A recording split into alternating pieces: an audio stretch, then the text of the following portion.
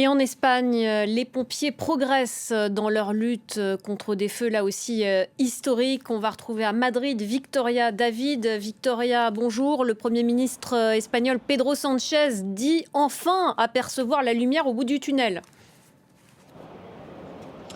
Effectivement, depuis ce matin, les autorités se montrent plus optimistes. Le ministre de l'Intérieur a lui aussi parlé ce matin d'une évolution raisonnablement positive. Aujourd'hui, les pompiers doivent agir vite pour essayer d'attaquer ce feu car ils disposent d'une très courte fenêtre de tir avant l'arrivée d'une nouvelle vague de chaleur demain qui fait évidemment craindre le pire.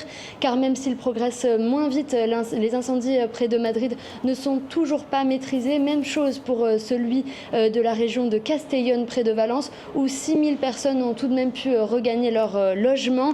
Au sud de Madrid, en revanche, bonne nouvelle, dans la province de Tolède, l'état d'urgence a été levé et toutes les restrictions ont été levées. À l'heure où je vous parle, il reste tout de même 180 000 personnes évacuées ou confinées. La région de Madrid vient d'ailleurs d'annoncer la distribution gratuite de 50 000 masques FFP2 pour protéger les habitants des fumées. Depuis le début de l'année, Victoria, ce sont des milliers d'hectares qui ont brûlé en Espagne. L'Espagne qui est en première ligne aujourd'hui du réchauffement climatique.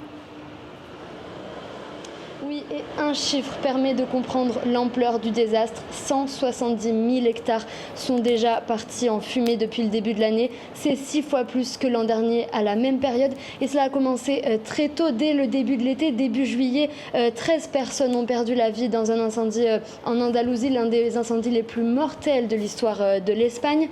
L'incendie dont je vous parlais tout à l'heure à Avila est lui le plus grand incendie jamais enregistré dans le pays. Ces chiffres vertigineux doivent pousser à l'action, selon le Premier ministre espagnol Pedro Sánchez, qui s'est exprimé ce matin.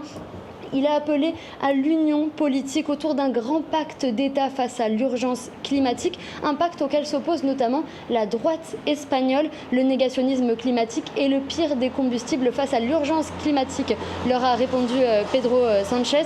Après la trêve de ces derniers jours, les incendies s'invitent désormais sur le terrain politique ici en Espagne.